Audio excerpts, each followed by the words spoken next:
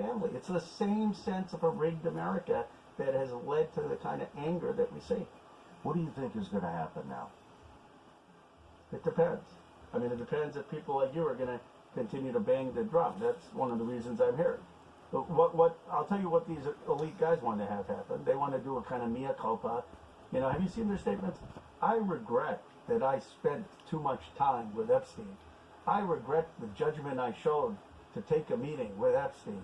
I regret that I took his money. Not like I am ashamed and appalled that Epstein was raping young girls, and there were other people part of my network that were raping young girls. And let me just confess at what happened and who did this, right? It's like this lawyerly statement. So here's what their game plan is. I mean, their game plan is, let's put these things out. Let's hope Massey and Khanna go away. You know, let them bang the drum for a few more months. Let this all fade. And then 2 years later, we're going to come back. We got too much money. They're going to want our money. They're going to want our scholarships. And we're going to be rehabilitated in society. That's their game plan. And the question for the country is, are we going to let them get away with it? Or are we finally going to hold people accountable? In Britain, they're holding people accountable. What are they doing over there? Well, Starmer's government. Andrew's gone. Andrew's gone. At least the prince gone. You know, he's got to. I think there's got to be more to Andrew than just, okay, now you're not a prince. But at least he's not a prince. But he's probably got to have criminal investigation from the stuff I've seen. I think there has to actually be an investigation into what he did. But at least they've stripped him of his titles, and then they've got Mendelsohn, who's resigned just today or yesterday. Resigned. Right? There's some consequence. Starmer, the prime minister, his government may fall. He's lost confidence. By the way, he's on the left. You know, this is a guy, and I said, good. There's accountability. This isn't left or right. The guy's on the left who's I don't even fucking see left or right anymore. I just see good and evil, and that is it. I don't see any of this other shit. I think, you know, Jeremy told me a long time ago, politics is WWF wrestling. I truly believe that. Yeah. I fucking see it. It's disgusting. It's disgusting. Yeah, no, I mean, the good guys are bad. I mean, how everybody's... You're saying the American people can't let this go. They can't... We have to hold them... How do we hold them accountable? I mean, you're doing your part, I'm doing my part, but we're up against a huge system that's coming unglued. I mean, the country's in fucking shambles. It just continues to go. I mean, people talk about revolution, civil war, all this shit. It's already happening. I mean, look at Minnesota. It's a fucking war zone up there. It is. Yeah, it's a fucking war zone up there.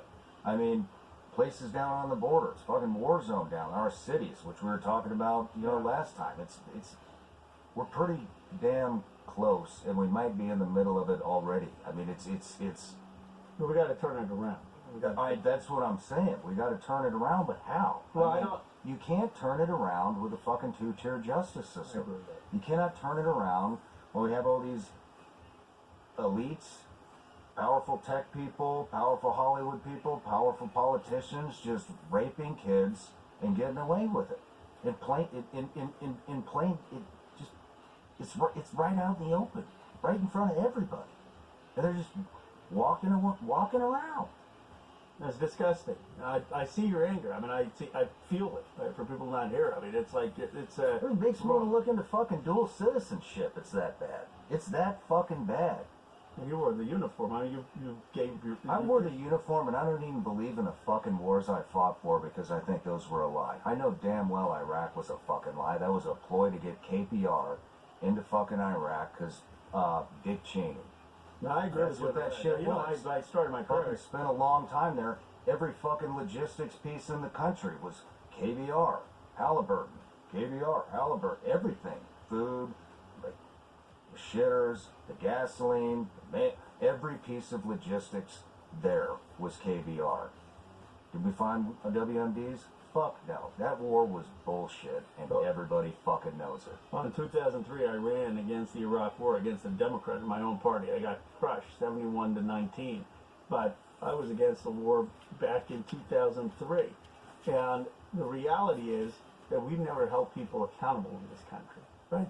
Where was the accountability for the people who lied us into war in Iraq, which led to thousands of Americans dying? Where was the accountability for Abu Ghraib and the people who committed torture in Iraq? Where was the accountability for the bankers who crashed the entire economy after the Great Recession in Wall Street? No accountability. Where is the accountability in this country? And now people are saying, okay, you got these elite who are raping young girls or showing up while young girls are being raped and not saying anything, and we just want to move on?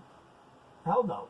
I mean, we will not restore democratic trust in this country if we don't have accountability for some of these people who committed these crimes. That's the reality.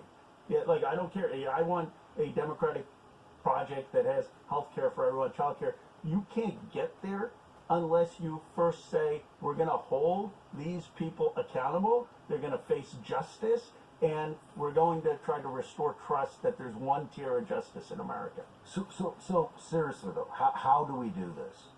What if it goes picture perfect, which it's not, but in your mind,